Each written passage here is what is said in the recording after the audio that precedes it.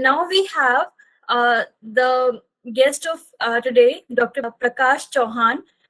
He's the director of NRAC. Sir has gained his PhD in physics, and then he has been working as a director of NRAC now, and has prior experience of working as a director of IIRS, and has been a scientist of ISRO since 1991. I think it is the time since, we most of us wouldn't have been born. Since then, sir has been contributing in the research for India.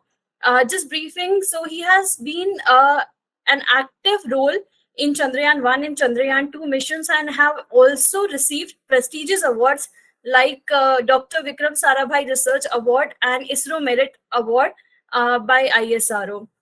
Sir, we welcome you to this session. Yes, as I said, we all are keenly waiting to hear from you. Welcome, sir. Thank you very much. Great to have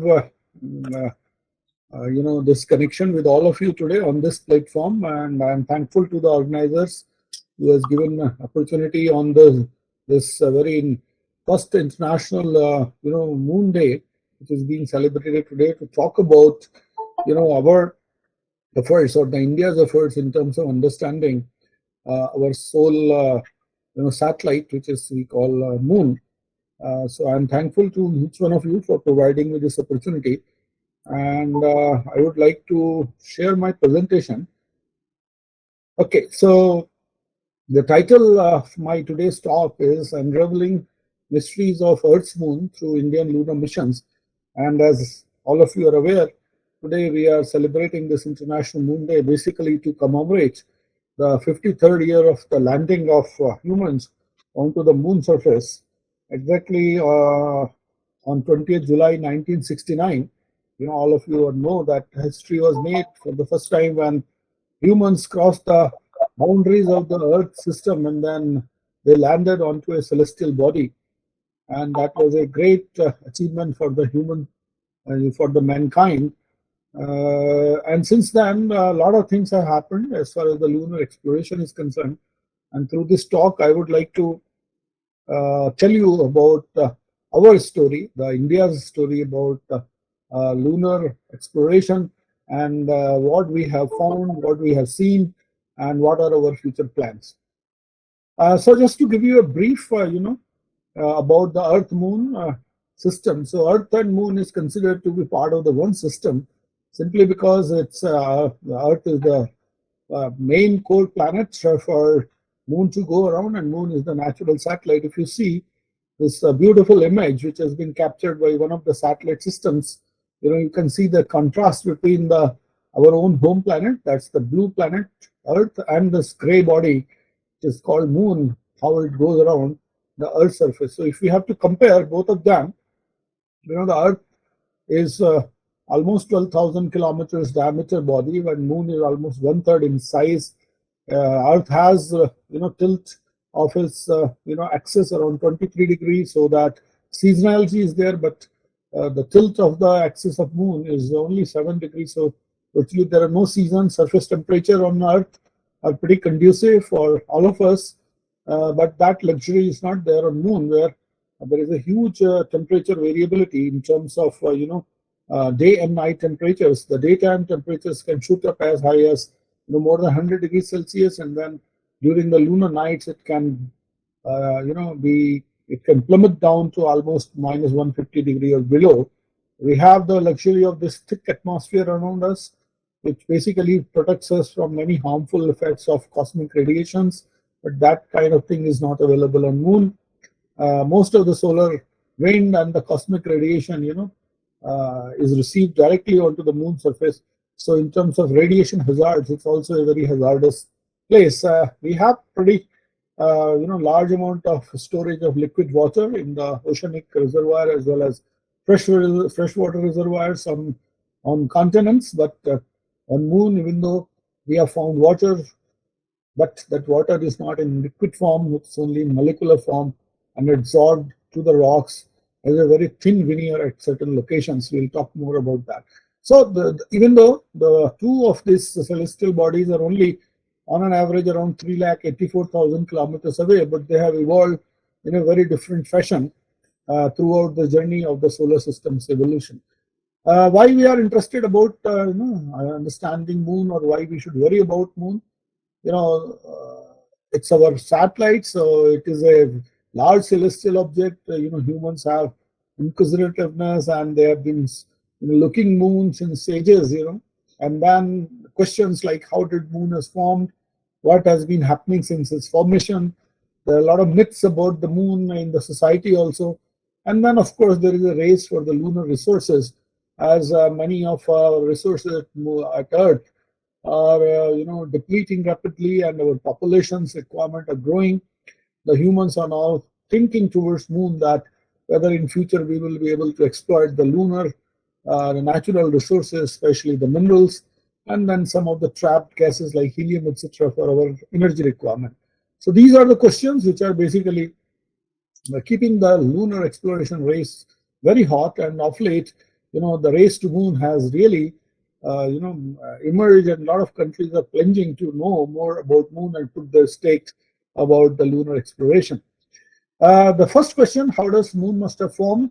There are theories called giant impact theory, which is the most popularly accepted theory by the lunar scientists, where as per this artist's perception, you can see that in the early part of the solar system, when planetary formations were happening, there were a lot of chaotic events, and one such chaotic event, a Mars-like object called Rhea, it collided with the Earth, and then a lot of material from the Earth itself scooped out, and then it started swooping around the Earth, that is the primitive Earth, and that's led to the formation of this current moon. And in this cartoon animation, which is courtesy of Lunar and Planetary Science Institute, you can see that how this giant impact must have happened. There's a beautiful simulation that a planetesimal is basically colliding with the primitive Earth, and then the material gets distributed all around the Earth, and then it sweeps down and to form this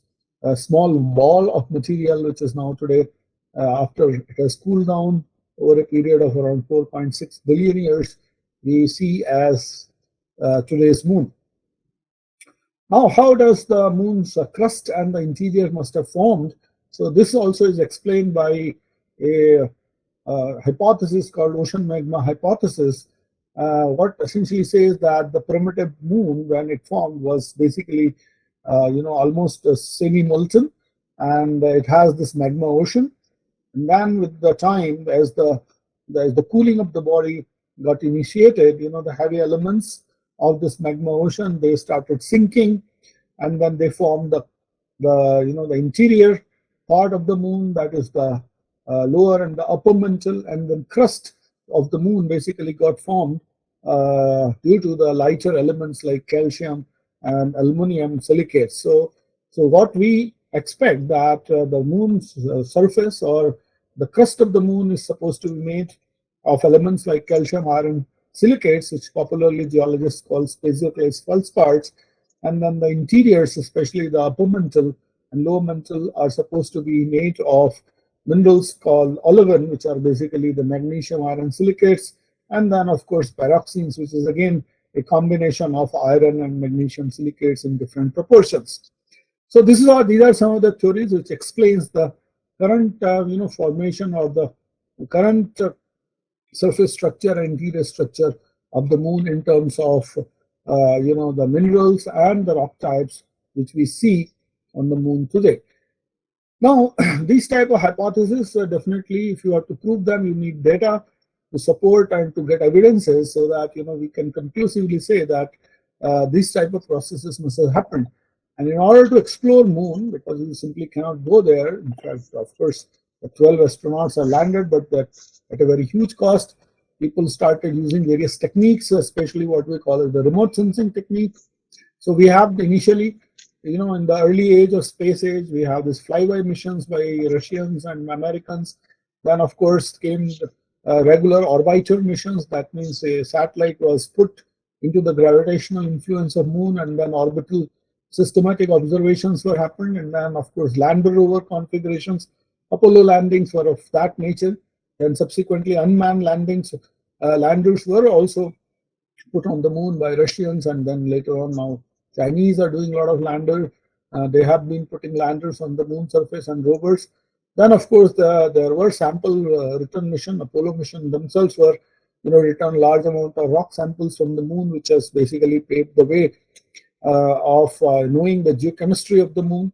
And then, of course, you also have, unmanned sample return missions like the Chinese Chang'e 5 mission was a robotic sample return mission. And then, of course, we had this only, example of Apollo missions where man or humans were landed onto the moon surface. And now people are talking that in near future also, like programs like Artemis of NASA, etc., the humans can return to moon soon.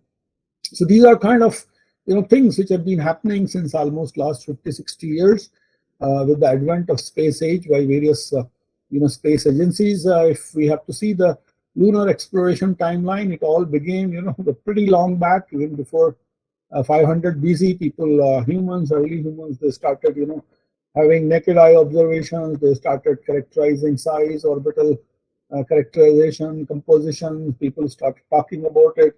Then, of course, came the primitive telescopic observations. They started, noting down the physical characteristics.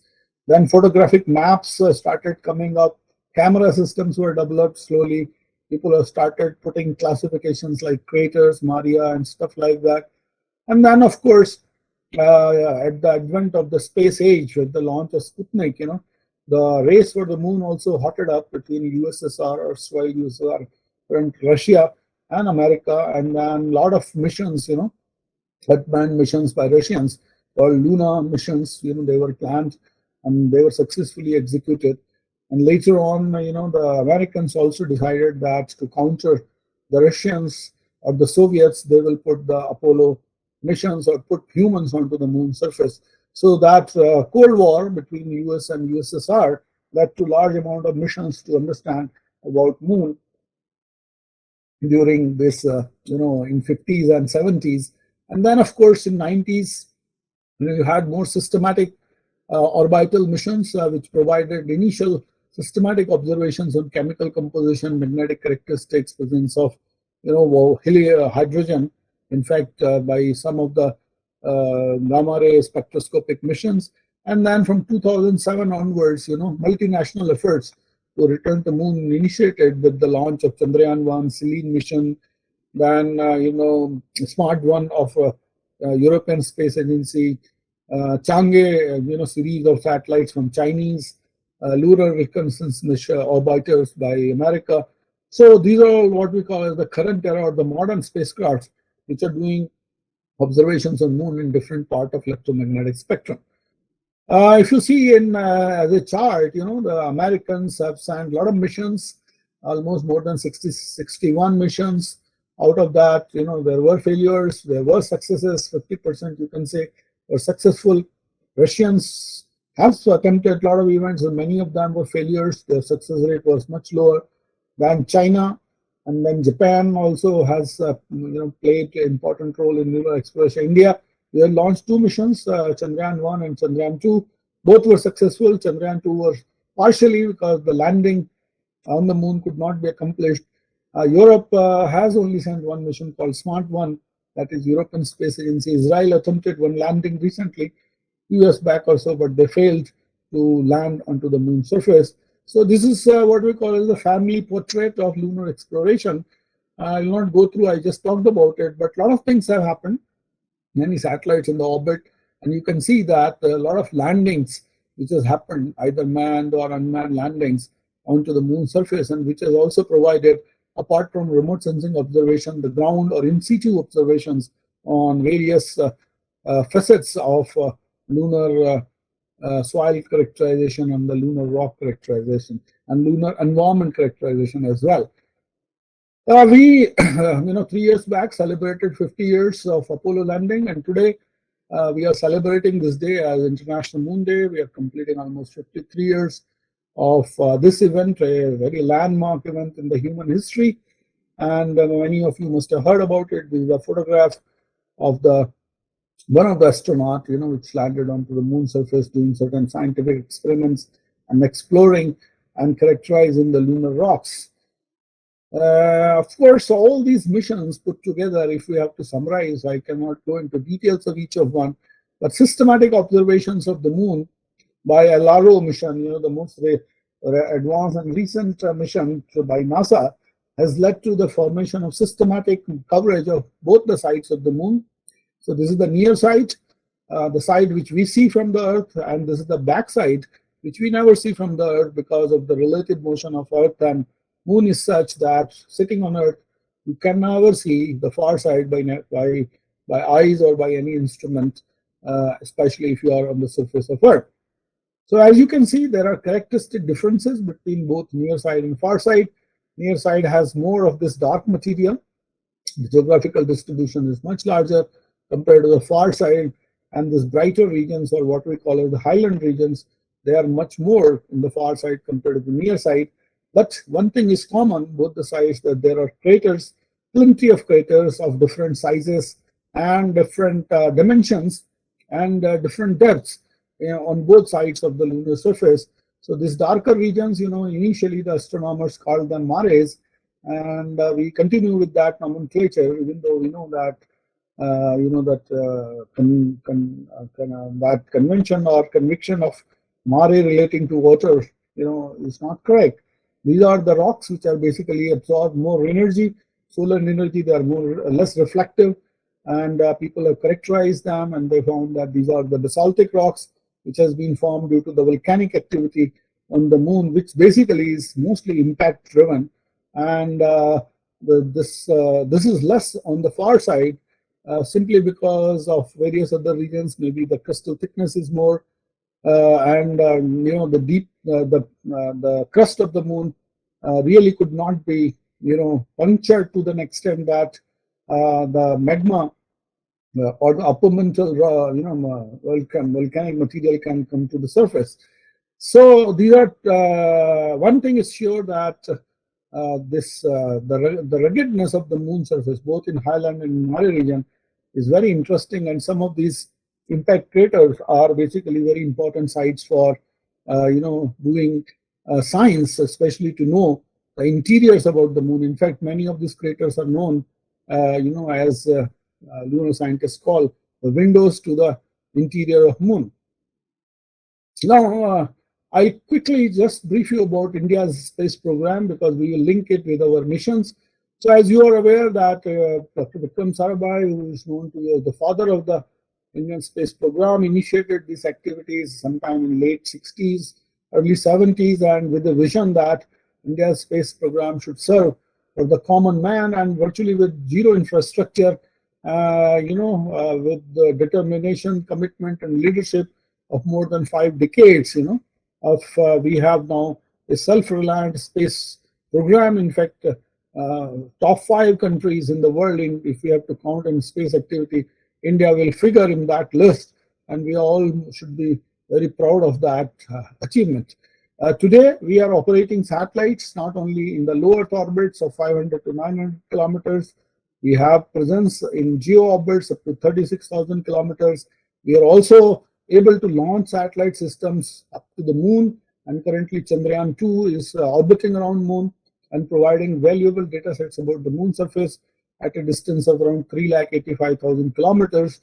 And of course, we have also gone, and India's presence is also there around the orbit of Mars by the launch of Mars Orbiter mission, which is still continuing there, and this is at a distance of around 225 million kilometers. So if you see that an Indian-made objects are basically have presence from low Earth orbits to the orbits of Mars, and we all should be proud of these achievements of Indian space program.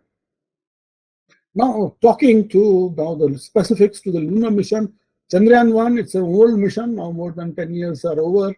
It was launched in 2009 and 10 time frame, and it basically was a truly international mission where the instruments were contributed by many countries. There were around 11 instruments, mainly imaging instruments in different part of electromagnetic spectrum, and some of the spectrometers to give the composition of the moon surface, as well as there were synthetic aperture radar, what we call as active remote sensing instruments, to give information about the what we call as the permanently shadowed region on the moon surface where sunlight never reaches. So for that, you have to have active remote sensing instruments.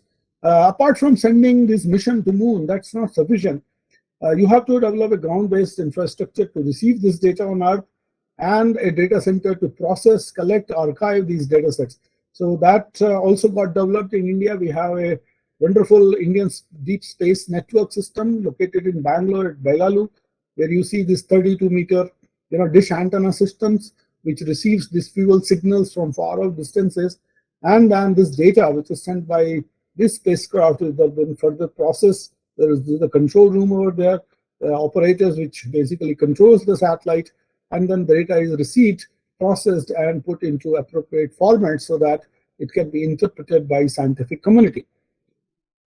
So if I have to summarize, because Chandrayaan-1 mission was a very successful mission, it produced more than 400-500 very high quality scientific papers, and it changed the lunar scientist perspective towards the moon in a very significant manner. The three major achievements, if we have to summarize, one, many of you are aware that Chandrayaan-1, we say that we found water on the moon.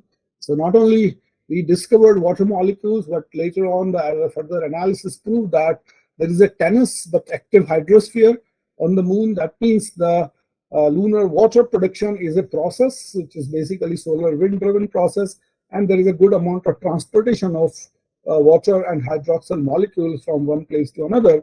So it's not as active hydrosphere what we see on Earth, but up to a limited sense. That's why we call it tenuous hydrosphere.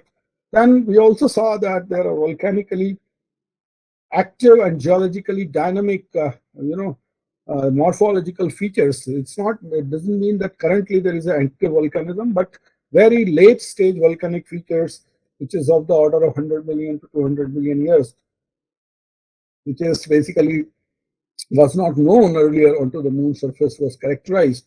And of course, to answer the question that how moon must have formed, we also got a lot of conclusive evidences to establish the global magma ocean hypothesis. Remember what I talked about, the crystallization of the lunar of the moon when it was forming. We got evidences of rocks, which basically will suggest that the moon must have formed through this hypothesis of which has been explained as the global ocean magma hypothesis. I will talk initially about and show you some beautiful images which were captured about this from this Chandrayaan-1 mission. Most important features, as you have seen on the moon, are impact craters. The craters are formally formed because there is no friction like the way we have on Earth in terms of atmosphere. So meteorites, they come and they interact freely with the surface of moon, and when they come closer, they hit the moon surface, and then depending on the size and the angle and approach of the meteor, the transient cavity is formed, and the surface material is splashed all around this cavity, and this is known as the ejector. And this happens within fraction of seconds, and suddenly everything subsides and settles, and then a crater is formed, which will have this well-developed rim structure, a lot of ejector material. And then at times when the impactor is sufficiently large, especially when the crater is more than 25 kilometers or so, this beautiful central rise systems also get produced at many places simply because of action to reaction theory proposed by Newton. So this is how the impact cratering happens on moon at different scales.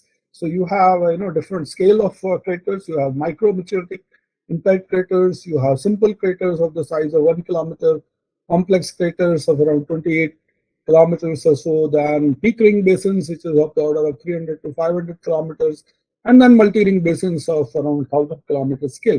So large scale of variability of craters you can see onto the moon surface. And the larger are the craters, the deeper they will excavate, and you can sample the interior of the moon all along the crater walls or the crater rims.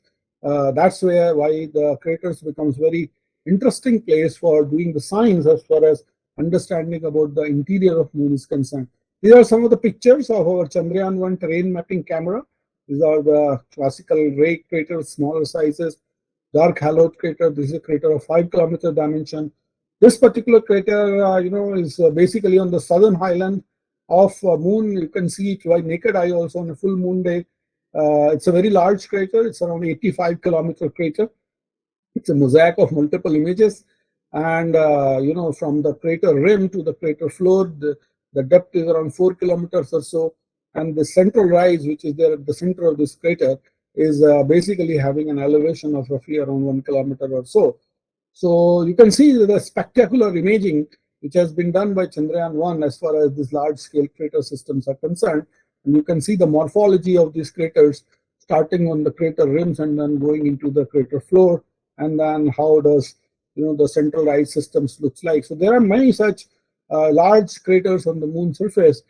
We also had a camera which is called terrain mapping camera, which has three viewing capability. That means we can view the moon surface in three angles, the nadir, fore, and aft. And using this type of configuration, using stereoscopic principles, one can generate the third dimensional images. So 3D, or what we call the digital elevation information, has also been generated for entire moon now with this TMC data. And you can see this is the three-dimensional representation of the central rise, what I'm showing you over here. You can see it looks like any typical hill system what you found on Earth also. There are a lot of cracks, materials coming down. There are floors, fractures on the crater floor. There are accumulations of some impact melts at certain locations. One very interesting, morphological features what you see is this impact melt features. Simply because at times, the amount of energy which is produced by the impacts, it's basically the parent rocks, they get melted out and then they start flowing. But with time, they will also freeze. So what you see is the signature of a frozen lake, which basically must be an impact melt lake. And then some of this material will also float down. But as moon has cooled down, you can see that this particular history of impact melt creation is frozen in time on the moon surface. There's another beautiful example of another large impact crater called Slovinsky on the far side of the moon. And you can see the floor of the crater is filled with basalt. So that means the impact was so huge that it ruptured the crust of the moon, and the upper mantle rocks basically they get exposed. And with time, this magma basically it has cooled down, and then you can see this dark colored features, essentially nothing but the basaltic rocks with a beautiful central rise at the center of the crater. This is another three-dimensional visualization of a crater called Theophilus crater. This is again achieved with the help of our 3D mapping of moon using terrain mapping camera. And here again, there's a beautiful central rise of this crater, which later on using our, hyperspectral or, spectroscopic experiment, we found that the unique mineralogies, like this pink spinels are present over this particular central rise. This became a new discovery at that time. And first time this type of new minerals were detected onto the moon surface with the help of our hyperspectral or stereo spectroscopy, reflectance spectroscopy experiment, which was there on the Chandrayaan-1. This is again a image mosaic of a multi-ring basin called Mare Orientale. It's around 1,000-kilometer, large basin, and you can see the amount of, chaotic geological history which is stored at this place. There are, the inner ring, there are superimposed craters of various sizes and dimensions, and then there are, outer part of the ring, there are lava flows. Then the external part of this island region also is very, very, chaotic, and which has been marked by very large amount of superimposed crater systems. So moon looks to be a very, chaotic place. If you see it from the closer quarters, it does not, matches well with the imaginations of poets when people compare, some people or the beautiful faces with the moons. That myth gets busted when you go closer to the moon. It's pretty chaotic. The surface is very rough, rugged, and not at all beautiful from an aesthetic sense. This is another recent image we got from a Chandrayaan-2 lander camera. You can see the same Mare Orientale basin, but beautiful, ray ejecta. That is the secondary crater chain you can see over here. That means when material gets scooped out, a lot of ejecta material also falls down at distal distances all along the, the impact zone, and you can see this beautiful chain of secondary impact craters over here. So this is another beautiful process of secondaries which do get formed around big, large impact craters.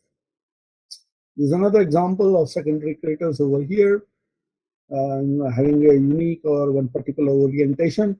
This is another crater called Koff crater. This has been filled after the formation by the material, and then you can see the superficial cracks, which must have been triggered by another superimposed crater systems. Apart from these impact craters, there are other morphological indicators, features. These are known as the sinus rills or the lava tubes. One such example of uncollapsed lava tube over here. These are basically the tubes which are formed because of the flow of the lava when the active volcanism was very much active onto the moon surface. This is a image of a similar type of rille. It's called Dreamer-Hadley rill here, and this is the field photograph or the actual ground photograph taken by Apollo 15 astronauts. This was the landing site of Apollo 15, very close to this location over here, and this is how this entire area looks like when imaged from space. These are another interesting, long lineated features of these rilles or lava tubes, which appears initially, like rivers on the moon, but they are definitely not rivers of where the water has flown. These are the rivers of lava, which when the moon was having active volcanism on its surface. Similar such features you can find on Earth also, where active volcanism is still seen, like Hawaii and other places. So these are some of the nice, beautiful photographs taken by high-resolution cameras on Chandrayaan 1. But we also had this what we call as the hyperspectral imagers or reflectance spectroscopic instrument. That means we measure the response of moon surface in different parts of electromagnetic spectrum in visible and IR region. And some of these regions, there are characteristic absorption features which basically are linked with specific minerals. So using this type of techniques, people have come out with the compositional map of moon, and this is how the broad composition of near side looks like. All these red areas are basically your highland rocks, and then the green and blue basically shows large amount of variability within the basaltic regions, and it basically depends on the time of the basalt formation, and that is linked with the composition of basalts also. Using such type of observations, we also could get a new lunar minerals called magnesium or chromium spinels. They have a very different, unique spectral signature, and this became, for the first time, some of the new discoveries on the moon surface was reported. In fact, I was also involved in some of these work at that time with my co-workers. We also could confirm that the detection of this plagioclase rich material at various locations in terms of confirming the lunar magma ocean hypothesis. The interesting story about moon, which is most talked about, is that hydrated moon. Initially when the Apollo return samples were analyzed, people found that there is no trace of water in these samples. But later on, as the ground measurement systems also improved slowly, this volcanic pyroclastic beads were analyzed, and then people started finding some traces of water molecules in the return samples. Then, of course, some of the remote sensing experiments, especially from Chandrayaan 1, moon mineralogy mapper, we started seeing the absorption features at around 3 micron, and all these blue violet color areas, they showed high absorption at around 3 micron of energy, which is basically linked to water or hydroxyls. And that's how it works. Basically, if you have a reflectance spectroscopic spectra, these are the absorption features of water, hydroxyl, and water ice in this range, and this is called as the 3 micron absorption region. And people found that if they move from equator to polar areas, this type of absorption features starts appearing, and these were the indicatives of water or hydroxyl ions, water molecules or hydroxyl ions. And that is how this particular map was created, which became very famous, finding initial signatures of water or hydroxyl molecules on the surface of the moon. Later on, some of my colleagues and my co-workers also found, these such signatures not only in polar areas, but in non-polar regions, but at sporadic locations. And we attributed these signatures to, what we call as the internal or endogenous water, which basically means that these molecules are trapped within the crystal structure of the rocks, and they are not surfacial phenomena.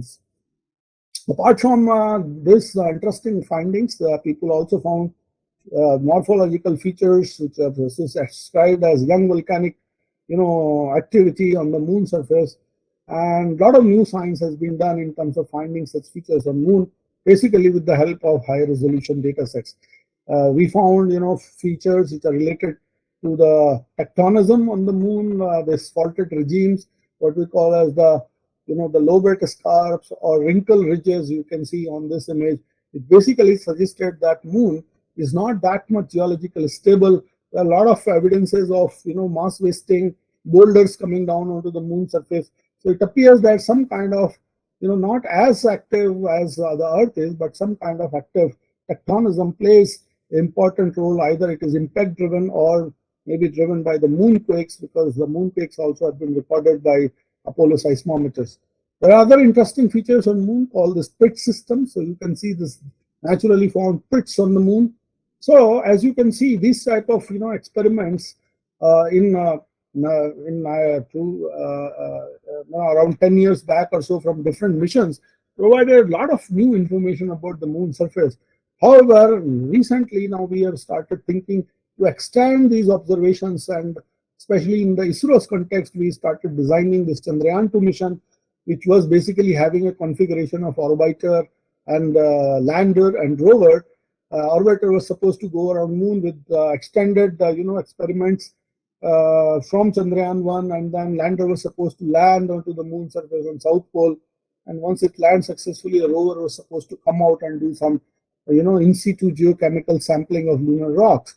However, as all of you are aware, the landing of Chandrayaan 2 Vikram lander could not be successfully accomplished, and we are now going to extend that. A new mission is being conceived, and we are working extensively on Chandrayaan 3, which will be an exclusively landing mission onto the moon surface. So the orbiter, which is currently active on moon, has 5 different instruments, experiments. We have an X-ray spectrometer for elemental analysis, a dual frequency synthetic aperture radar for assessing the water ice in the permanently shadow areas, an imaging spectrometer which is having extended spectral range compared to MQ, 0.8 to 5 micron. I will show that how it has unambiguously detected water and hydroxyl molecules on the moon surface, and then repeat of terrain mapping camera, and then there are some mass spectrometers onto the moon surface. So these are some of the interesting images coming from Chandrayaan 2 imager. This is the photograph taken by the lander camera of Mare Oriental region, and then here some of our colleagues have estimated the different amount of craters, the secondary craters, distal secondaries, near field secondaries. This type of interpretation on these images provides a lot of information about the approach of these meteorites, and people try to do the modeling that how meteorite impact must have happened and in which direction a lot of material must have got ejected. We also have an instrument or a camera called very high resolution camera. It has an imaging capability of 20 centimeter. So that means a 20 centimeter by 20 centimeter object on moon we can discriminate, and you can see a very fine detail of the moon surface from this OHRC images over here. These are some of the most recent images from our terrain mapping camera, 3-dimensional perspective views of the moon surface.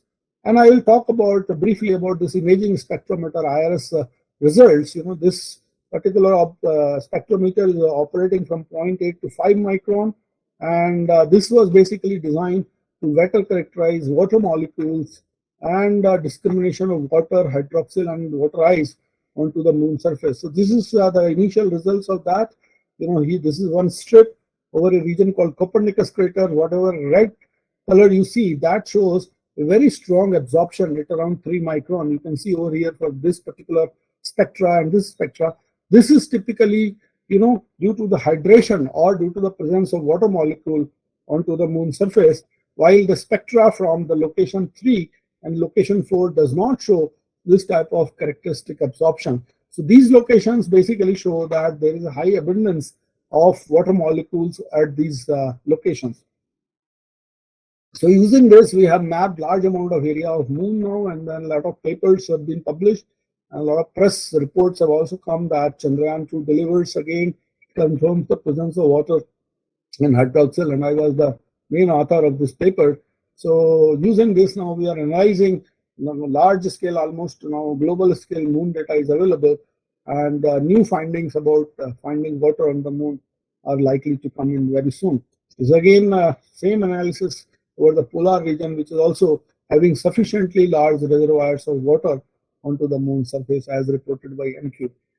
These are some of the pictures of our dual frequency synthetic aperture radar mission, which has capability of penetrating into the moon surface, simple perspective views of the moon surface.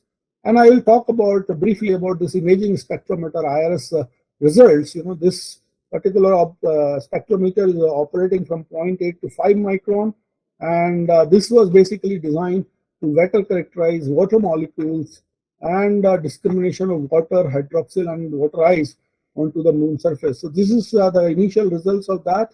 This is one strip over a region called Copernicus crater. Whatever red color you see, that shows a very strong absorption at around 3 micron. You can see over here for this particular spectra and this spectra. This is typically, due to the hydration or due to the presence of water molecule onto the moon surface, while the spectra from the location 3 and location 4 does not show this type of characteristic absorption. So these locations basically show that there is a high abundance of water molecules at these locations. So using this, we have mapped large amount of area of moon now, and then a lot of papers have been published, and a lot of press reports have also come that Chandrayaan 2 delivers again, confirms the presence of water in hydroxyl, and I was the main author of this paper. So using this now, we are analyzing large scale, almost now global scale moon data is available, and new findings about finding water on the moon are likely to come in very soon. This again same analysis over the polar region, which is also having sufficiently large reservoirs of water onto the moon surface as reported by NQ. These are some of the pictures of our dual frequency synthetic aperture radar mission, which has capability of penetrating into the moon surface. Simply is likely to be launched sometime in 2014. It will be exclusive lander mission, which will have capability to move around the polar region of moon and explore moon's polar region for water ice, volatiles, and for some other new species of minerals which are likely to be there. NASA and some other European countries and Israel and all these people are also now planning to have missions to moon. And the most important one is the Artemis program of NASA, where now they are thinking that by 24 or 25, 26, in that time frame, depending on the situation, how humans can return to the moon surface. So to conclude with, they have got a lot of knowledge about moon by various recent missions which has happened in the last 10 to 15 years. A lot of lunar myths have been busted. But equally, there are a lot of new challenges and new scientific problems are still waiting to be explored and waiting to be discovered. One such thing is this mysterious features on moon called swirls. So you can see this beautiful display of gray shades where people are not able to explain that what are the processes which basically creates this type of shades of sinus or what we call as the swirl kind of features. This particular location is known as Lunar gamma swirl. There are multiple locations where such swirls are found, and people talk about various theories that how they can be linked with the local magnetic field stuff. But a lot of efforts are required to solve some of these mysteries onto the moon. And another challenge is to characterize the lunar environment and to find the most suitable places where future human landings can happen and people can sustain themselves for long period of times. So with these words, I will thank each one of you for giving your time and listening to me with patience. Thank you very much.